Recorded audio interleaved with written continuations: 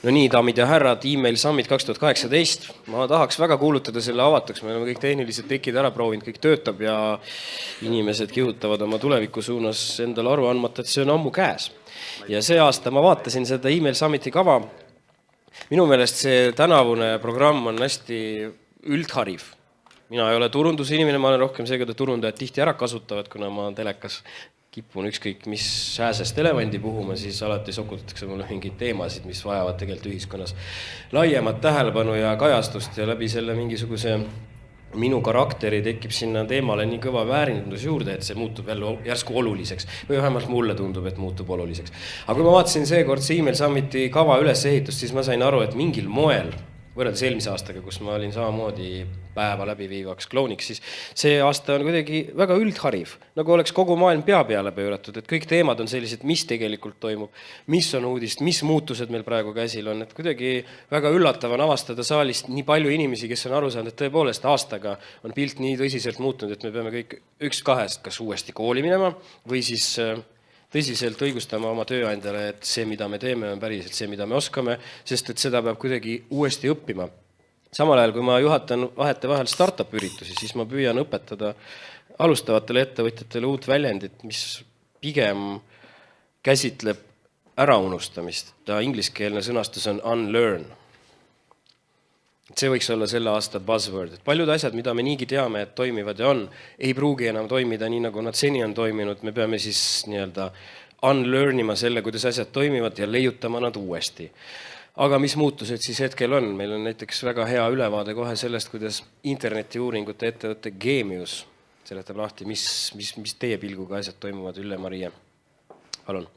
Ja, no, tervist. Et unlearnimisega pole Gemiuse tegevusel kahjuks mingit pistmist. Ma pole elus pidanud nii palju õppima juurde uusi asju, kui ma olen õppinud 2 aasta jooksul, mis ma olen töötanud nüüd Gemiuses. Kõigepealt natukene enda taustast. Mikk muidugi kirjutas imeilusa jutu selle Summiti tutvustusse, et ma olen arendanud online asju sellest peale, kui online tegelikult alustas. Et minu esimene tegu oli Äripäeva veeb. Ma alustasin seal 95 vist, jah, võib-olla, ja ma olin seal umbes 8 aastat. Sellele järgnes Õhtuleht, mille ajal mul oli, Äripäeva ajal ma isegi ei mõõtnud minu meelest interneti eriti suure rõhuga. Meil oli küll DNS-i uuring, aga me vaatasime palju kasutajaid on, aga me ei teinud selle infoga eriti midagi. Et rohkem me lugesime klikke sellel ajal ja internetireklaam isegi ei olnud veel. No see oli väga lapsekingades sellel hetkel. Et igal juhul see ei baseerunud mitte mingil juhul sellel statistikal, mis meil sellel hetkel oli kätte saada. Õhtulehe ajal 2005 tuli minu juurde üks poolakas, ütles, et tema on internetiuuringute firmast Gemius ja nemad sooviksid hakata nüüd uurima meie kasutajaid. Tegime nendega lepingu ja tegelikult 2005 tuligi Gemius Eestisse esimest korda. Ma räägin natukene Gemiusest alguses. Kui palju on, kes teab, mis asi on Gemius? Kas te olete täitnud neid questionnairisid, mis tulevad vahepeal veebiakendesse? Jaa, väga tubli. Et Gemius alustas oma tegevust 99. Suhteliselt samal ajal nagu Apple'id, Google'id, Amazonid, mitte küll garaažist, aga ühest korterist, ühe PC-arvutiga. Ja sellest peale on ta siis laiendanud oma tegevust niimoodi, et hetkel on Gemiuse tegevusaladeks uuringud, konsultatsioonid ja lahenduste pakkumine, ärilahenduste pakkumine. Ma ei hakka siit ette lugema kõiki neid asju, aga et Gemiuse internetiuuringud tunnustatakse 30 maas. EMEA regioon, mis on Euroopa, Middle East ja Aafrika. Et paljudes maades on ta, nendest 30 maast on ta üldtunnustatud nii-öelda currency turul. Et see on number 1, mis peab olema mingil ettevõttel, kes tahab näiteks meediaagentuuril, kes müüb reklaami oma klientidele, et see info baseerub Gemiuse uuringutel. Ja siin ongi. et ilmselt pole jälle mõtet ette lugeda, startupid on meil praegu huvitavamad maad, mis minu arust on Vietnam, kus läheb väga hästi, Aafrikas, Iraagis, Kuveidis, Marokos. Et Ida-Euroopa on põhimõtteliselt haaratud, ma vaatan, kas Saksamaa on siin kirjas. Saksamaa. Siin ei olegi kirjas Saksamaad, aga tegelikult oleme ka Saksamaal ja Prantsusmaal. Läbi aastate on Geemiuse jaoks väga oluline läbipaistvus, usaldusväärsus ja Geemius vastab kõikvõimalikele sertifikaatidele, mis on vähegi võimalik saada. Geemiuse üks põhimõtteid või basic, millele me baseerume, on see, et äriotsused peavad põhinema teadmistel. Et lihtne on ju öelda, et et Delfi, et Postimees, me ju kõik teame, kus inimesed käivad, aga see info võiks olla siiski tõendatud.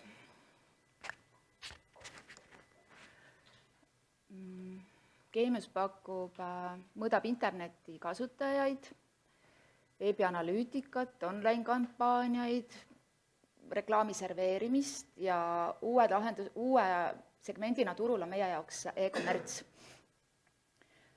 Ma ei hakka siin nagu promo tegema meie toodetele, sest see ei ole müügikoosolek, aga see on ülevaate saamiseks, mida me teeme. Et jah, mida võib-olla iga päev ei kuule. Et Geemius pakub, kuidas ma ütlen, tailored offer. See on siis nagu vastavalt kliendi vajadustele kohandatud pakkumised.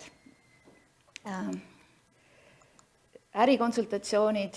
Ma arvan, et see PPT tuleb nagunii pärast jagamisele. Et jah.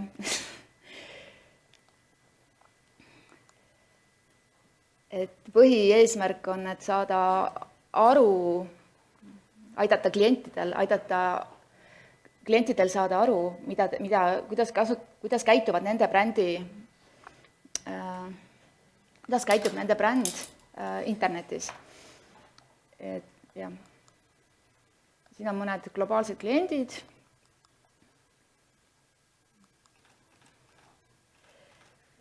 Väga suur osa või väga tähtis kliendisegment meie jaoks on agentuurid. Et me aitame meedia planeerimisel, kampaaniate tegemisel, kampaaniate efektiivsuse mõõtmisel, kampaaniate optimeerimisel.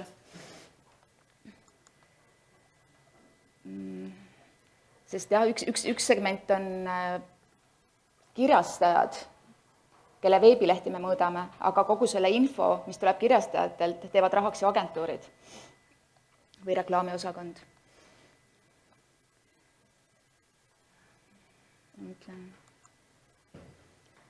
No, siin on samamoodi globaalsed kliendid ja Eesti kliendid ka, et seegi läbi hetkel. Aga enamus agentuure on siiski globaalsed, et nad on osa mingist suuremast kontsernist, kes töötavad ju ka Eestis.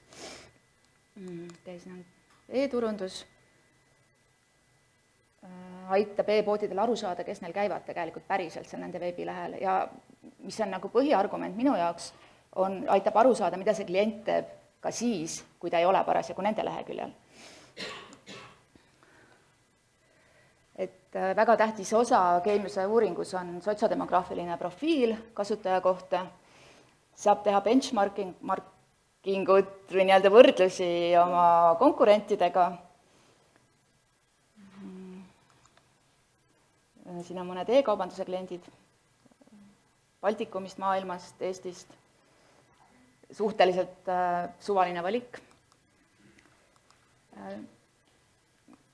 No kuna Geemiuse interneti kasutajate mõõtmine sai siiski alguse publisheridelt, kirjastajatest, nii nagu Õhtulehes tuldi tookord minu juurde, kus ma olin online juht sellel hetkel, siis nemad on nagu nii-öelda basic sellele mõõtmisele, mille alusel, seal on liiklus on kõige suurem niikuinii, et nemad on nagu põhikeskkonnad, millega teevad siis võrdlusi teised keskkonnad.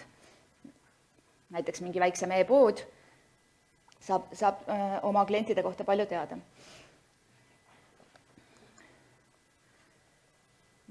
Eesti suurimad kirjastajad on meie jaoks Eesti Meedia ja Delfi, kelle kasutajaskond on numbriliselt väga-väga tasavägine. Ja seda olulisem on uurida neil segmente, et mille poolest nad erinevad oma konkurendist ja teha selle põhjal otsuseid. Et nemad on nagu meie Eesti mõistes 2 meie Eesti hiidu, et sellele tuleb järgi Õhtuleht, aga alles palju numbreid tagapool. Ja samamoodi Telia leheküljed. Hiljuti liitus meiega Eesti Rahvusringhääling, ilmselt nad tulevad uuringusse sisse märtsikuust alates, et mis on tegelikult ka huvitav info. Meiega on liitunud mõned raadiojaamad, kelle info ka alles tuleb faili.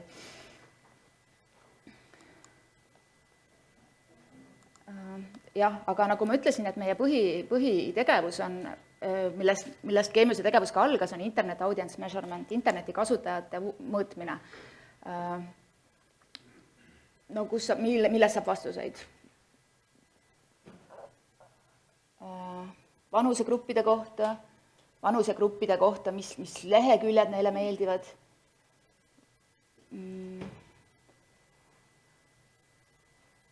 Ma mõtlen, ma ei mäleta praegu seda vist kõige lojaalsemad kasutajad ärilehtedel Eestis olid samamoodi vist mehed, 30–42 või umbes sellises segmendis. Et kui on nagu isu jõuda nendeni mingi hoopis muu tootega, siis on väga lihtne võtta välja sellest meie uuringust, missuguseid keskkondi nad külastavad, lisaks peale nendele finantslehtedele sagedamini.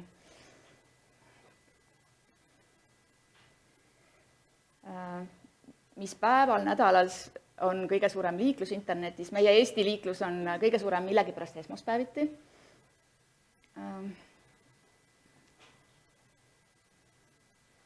Viimase aja trend on mobiili kasutajad, tähendab seda, et kasutatakse internetti nii äppide kaudu kui mobiiliveebide kaudu, järjest rohkem ja rohkem. Et see tegelikult juba peaaegu ületab PC kasutust.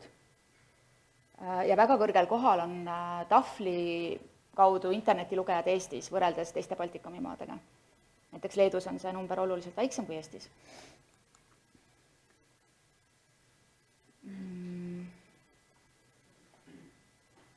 Need on nagu põhipunktid, et mida siis nagu saab Geniuse uuringust, et teadmise oma klientide käitumisest online'is, mitte ainult oma veebilehel, muidugi ka oma veebilehel, kui on võimalik trackida, mida nad teevad edasi ja kus nad veel käivad. Ja sotsiodemograafiline profiil, vanus, sissetulek, tegevusala. Ja seda data, see info on kasulik just kirjastajatele, meediaagentuuridele ja reklaamijatele. Ehk et,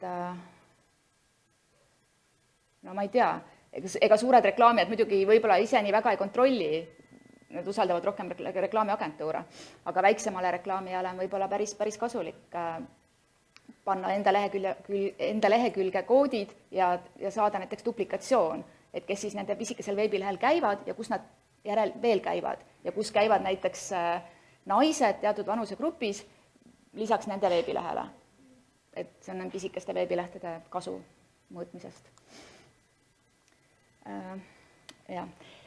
Ma vist juba ütlesin, et Geniuse eripära, mis eristab Geniust näiteks Google Analyticsist, et Genius ei loe cookiesid. Tähendab, me loeme küll cookiesid, aga cookie ei ole inimene. Sellepärast, et kui võtta meie rahvaarv 1,2 miljonit ja veebileht genereerib 7 miljonit cookie'd, siis see ei tähenda, et seal veebilehel käis 7 miljonit inimest. Et meie teadlased Poolas, peakontor on meil Poolas, on leiutanud välja suhteliselt keerulised algoritmid. Mul ei ole ilmselt mõtet hakata seda proovida ümber rääkida, sellepärast, et ei ole lihtsalt mõtet. Et seal on meil suured teadlaste tiimid, kes siis on töödelnud ümber siis teatud valemitega need cookie'd päris inimesteks. Et seal toimub igasuguseid mahaarvamisi Q-failis. Et jah. No okei, tulebki see slaid. Et meie uuring annab real userite numbri, nende aktiivsuse teatud leheküljel, page view, visits, time, sotsiodemograafilise profiili ja duplikatsiooni. Ma tean, et meie suured kirjastajad töötavad selle failiga väga-väga aktiivselt ja samamoodi ka tegelikult meediaagentuurid, et see on väga oluline tööriist. Kui planeeritakse mingeid uusi sisuelemente, mida iganes.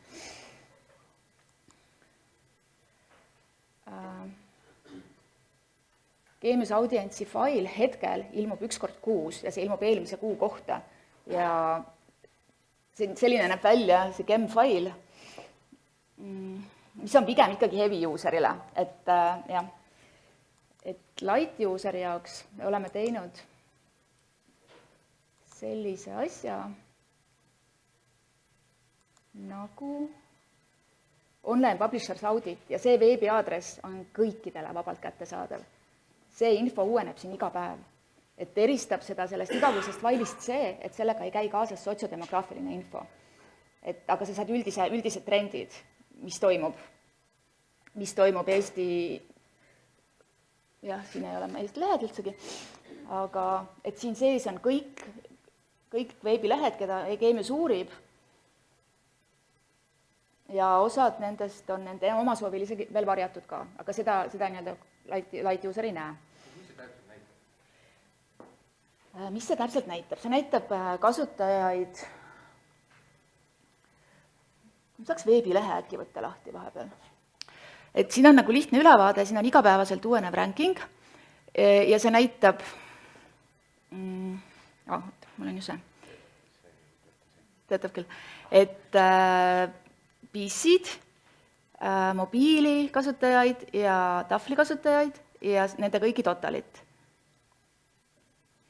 Siin saab teha samamoodi duplikatsioone kasutajatest, võrdlusi ja kui sa oled sisse loginud kasutaja, ehk sa maksad natukene raha, siis on ligipääs ka arhiivile, laiemale datale. Aga ma jõuan kohe järgmise teema juurde tegelikult, et see lehekülg kaob kohe varsti ära. Sellepärast, et me liigume üle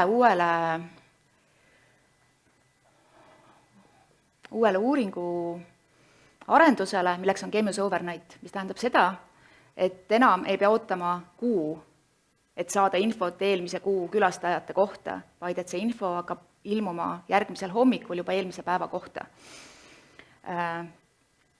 See aadress hetkel Eesti jaoks ei tööta veel, töötab küll, aga seal ei ole Eesti infot.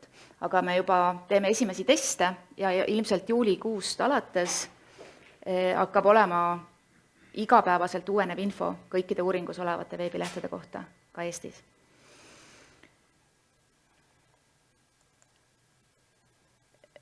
Ja mille pärast praegus. Et internet population, kuidas seda öeldakse eesti keeles? Interneti populatsioon, interneti rahvastik vist. Et on mitte ainult Eestis kasvanud, vaid igal pool mujal ka. Et mis tähendab, et üldiselt on ikkagi suhteliselt võrdne kasutatavus suurematel kirjastajatel ja kiirem info edastamine võimaldab teha kiiremaid otsuseid nii agentuuridel kui publisheridel, ütleme klientidel. Et kiiremini planeerida meediat, kiiremini planeerida raporteerimisi. Et see on nüüd asi, mis tuleb absoluutselt. Selleks me natukene muudame metodoloogiat, mis on jälle jada valemeid, mis oleks omaette 2-tunnine loeng, mida ma jätan vahele praegu. Sellepärast, et Genius jaoks on alati oluline safety first, et sellepärast tuleb kõik need asjad korralikult üle kontrollida, mida me siin muudame. Et siin on natukene tehnilist juttu, aga Overnighti funktsionaalsed elemendid jäävad tegelikult ju samaks, et endiselt saab multiplatvormide kasutatavuse kohta infot, duplikatsioonide kohta, et me ei saa lugeda eraldi, et PC kasutajaid on 100, mobiilikasutajaid on ka 100 ja tahvli kasutajaid on 50, et siis see kokku ei anna 250, aga me sulatame selle info kokku totaalnumbriks, mis võib olla 90 näiteks või 100 või 120. Et me ei saa arvestada statistikat iga platvormi kohta eraldi ja siis iga platvormi kohta eraldi summa ei võrdu total. Mobiiliäpid tulevad sinna juurde ja stream. Stream on videosisu või audiosisu.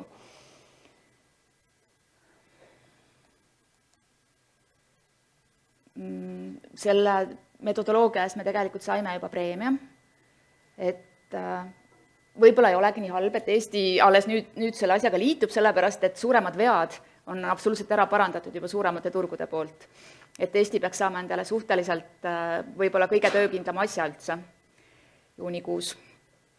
Et endiselt jääb igapäeva sinna faili alles sotsiaaldemograafiline info, päris real userite number, et kõik läheb ainult paremaks ja kiiremaks.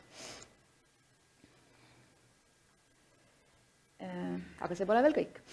Et päris paljud turud, kus Gamius tegutseb, on läinud üle juba lahendusele Fusion. Ja Fusion tähendab seda, et kui me praegu töötame cookie panelitega, Gamius paneb, kui sa täidad selle questionnaire ära, siis pannakse sinna arvutisse juurde cookie ja siis edaspidi arvuti saab sealt infot, kus siis see külastaja parasjagu käib.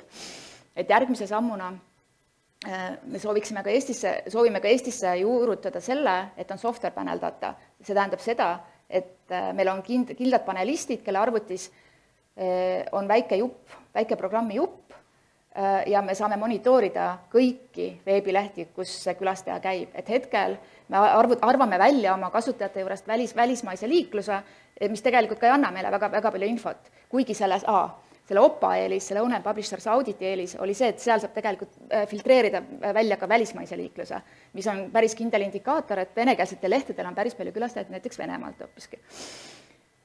Aga see Fusion võimaldab saada ülevaate Facebooki kasutajatest, Google'i kasutajatest, ühesõnaga kõigest, mida see inimene külastab. Ma tean, et see on meediaagentuuride poolt ammu kaua oodatud asi, ja see on tegelikult väga suur töö meie jaoks ka. Et seda lahendust on vaja veel turule tutvustada, et esimene aste selle saamiseks on saada heakskiit turult, mille all meie mõtleme peaasjalikult meediaagentuure. Sest kirjastajatele see info pole eriti oluline. Aga meediaagentuuridele on see info väga tähtis. Ja see ei võta ära seda faili, seda igakuist faili, et Fusion on selle nimi sellepärast, et ta blendib kokku selle software paneli data ja cookie paneli data.